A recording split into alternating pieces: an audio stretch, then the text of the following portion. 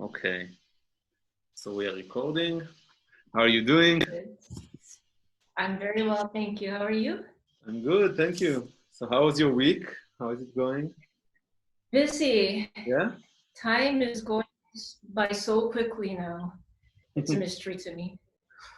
What are you up to? Are you like things are getting back Yeah. to normal a little bit? Actually, no, not at all. I'm No? still sheltering in place, Uh-huh. and I'm doing all my lessons online. But it's a busy part of the semester because we have about 4 weeks left to go. Yeah. So all the students are cramming to get their programs ready or Uh-huh. finished in the remaining time. And um, our collaboration is making progress, and I'm discovering new things in the score, and that's all really interesting. You So, for practicing a example, I lot? discovered that it's not. Sorry, what? No. Sorry. I interrupted you. No, I was just saying that I realized this week that the piece Palin is not a perfect palindrome. Okay. I mean, I already mentioned last time that the coda is not reflected in the beginning of the piece, so it's only a palindrome up to a certain point. Mm-hmm.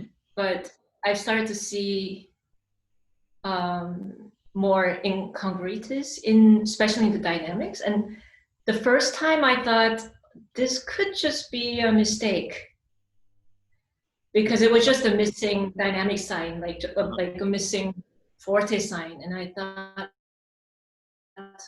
I started to see more and more instances of non-matching dynamics, and I realized, okay, these things actually look very intentional. They can't all be accidents. And that actually makes me happy because it means that he made sure to make aesthetic and musical choices rather than strictly adhere to this technical idea just because it's clever. So I guess he made sure that the notes were palindromic, but the dynamics are different going forwards and backwards.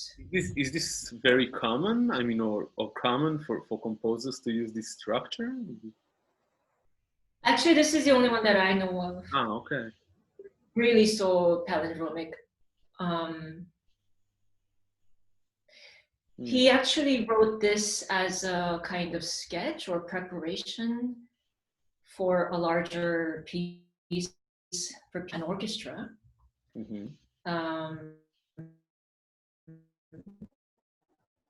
That piece is probably palindromic. I haven't checked it out yet. But yeah, these are the only ones that I know of. From which period in his life is it? Like, when did he write it? When did he write it? Yeah. 1977. 77. And yeah, it says that he wrote it during Holy Week, Easter week, on the Greek island of Patmos. So he wrote it on the island. Where, yeah, there's a famous monastery on the island where supposedly Apostle John, who wrote several books of the New Testament in the Bible, spent a long period of time and also had visions, which he later wrote into the book of Revelation. And so I'm sure it's no accident that a devout Russian Orthodox believer wrote this on Patmos and timed it to be around Easter. Yeah. Yeah. Have you ever been there on this island? No? Yeah, it's apparently a pilgrimage, Pilgerstätte, and it's quite close to Turkey. It's actually just off the western coast of Turkey. It's not one of the really popular Greek islands. I think it's more for people interested in the religious history. Not really on the program of island hoppers. Who knows, maybe someday. But sometimes it's better to imagine things than to actually be there. You know, sometimes your vision of a thing is even better than the actual thing. And do you get to play the piece now a lot? Like you practice it, you play it every day, or Yeah. I like to start with the big picture. So in the beginning, I try to gain a bird's eye view of the piece, analyze the bigger sections and the structure and how they fit together. Now I'm more about the details, the nitty-gritty of how to actually play everything. And yeah, it's really fun. Yeah. So yeah, so now I'm taking single sections at a time. And you know, are you in touch with Lillevan during this time, thinking together? Yeah. He's been busy with volumetric lighting, which is a technique in 3D computer graphics. So this is what you are seeing when, let's say, you're watching an animated movie, and you see light traveling through a room as if you were there, you know, in 3D. And I asked him, my request in the beginning when we started talking about this piece were, first of all, that he reflect that the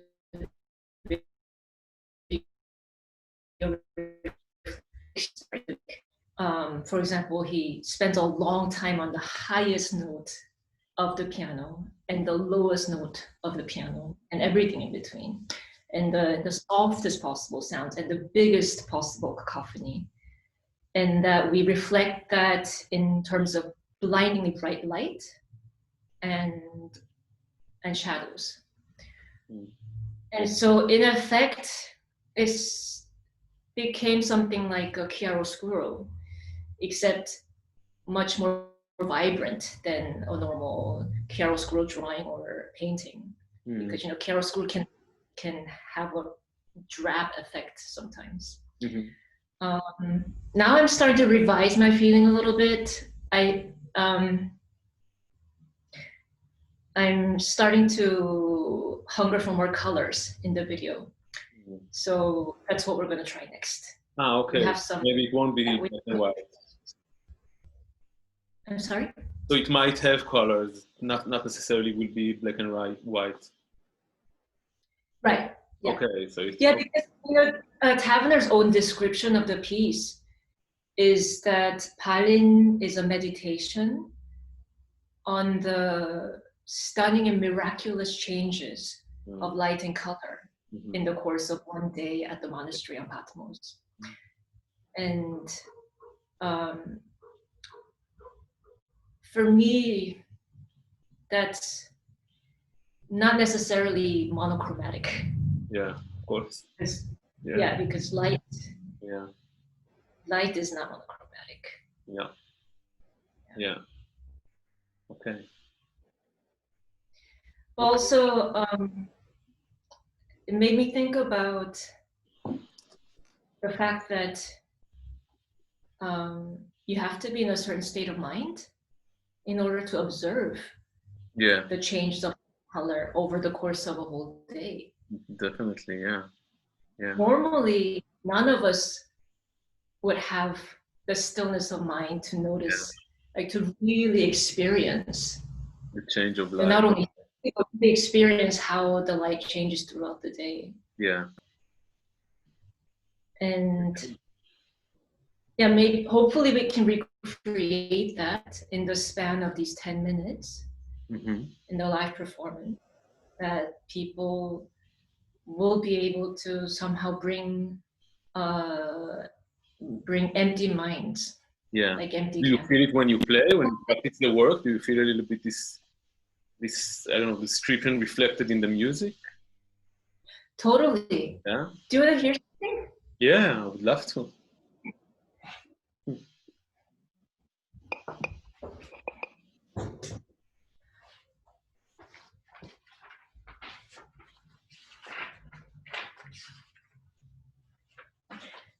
So maybe I'll play something from the middle of the piece. This is maybe 3 or 4 minutes into the piece, shortly before it starts going backwards. Okay.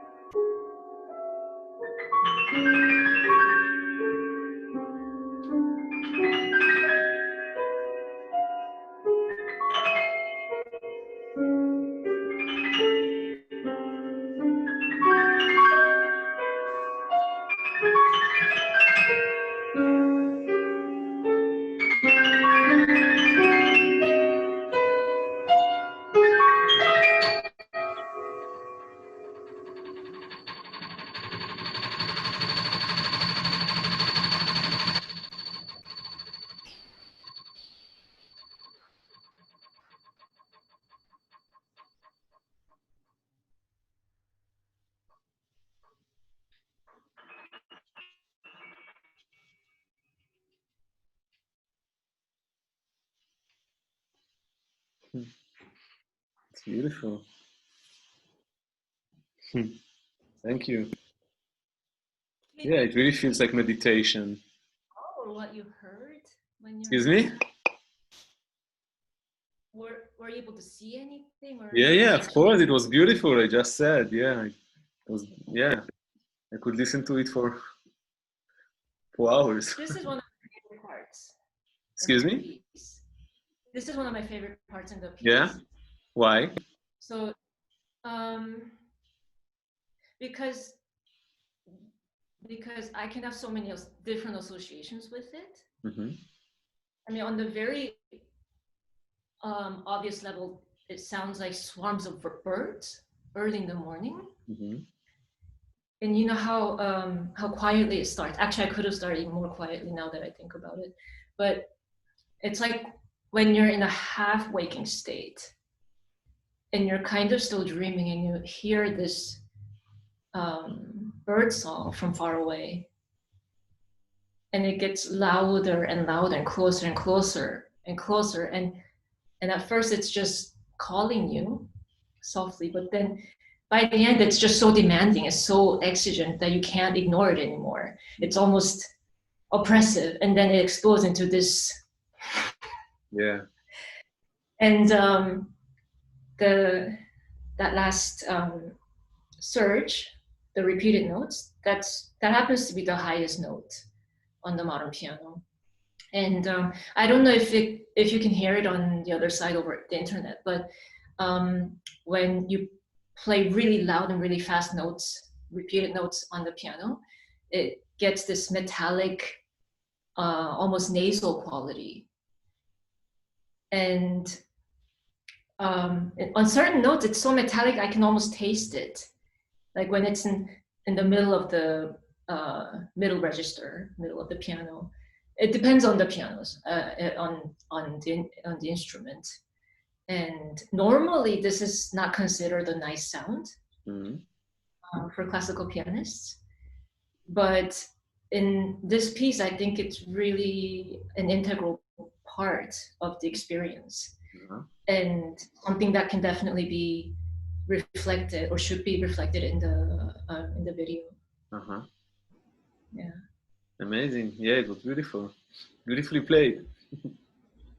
Thank you. Well, still working on it. Yeah. It's a really fun challenge because the left hand starts with just piano again, as if the left hand were not aware of everything that's going on in the right hand. Yeah. And And in order for the hands to really sound independent, really random, and not sound like they're lining up at any point, you have to kind of have two different brains. Yeah. One is taking care of the really, really calm, almost the meditative. Yeah. And then the right hand is going crazy. Yeah, exactly. I totally felt it. Yeah. Like the meditation and the, I don't know, outer world getting everything together feels like something from within and something from outside, and yeah, exactly, because maybe on a metaphysical level it's not birdsong really. Maybe it's something, it's a voice inside you that you barely notice in the beginning, but it grows and grows, and at some point you can't ignore it anymore. But I mean, it's a piece that can throw open a lot of different interpretations and associations, and that makes it fun to work on. Great. Yeah. Okay. So you were saying last time that you couldn't recognize the big palindromic structure. Yeah, and I agree. Yeah. But the first time I didn't know. Yeah. Maybe I can show you any palindrome, and then you can imagine how that could be bigger form. It would be great, yeah. So in the section that I just played,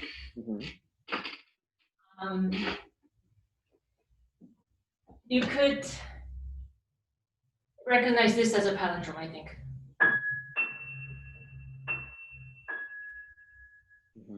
That's very obvious. Or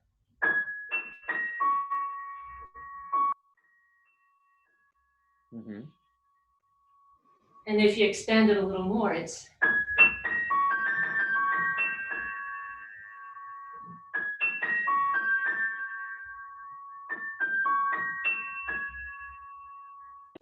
so this is a very small palindrome inside the larger structure. This was the second of the bird songs that I just played. Okay.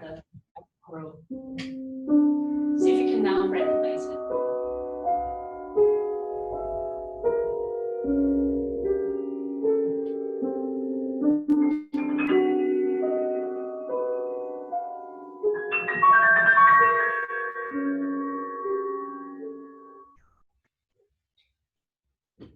Yeah. That's a very small example.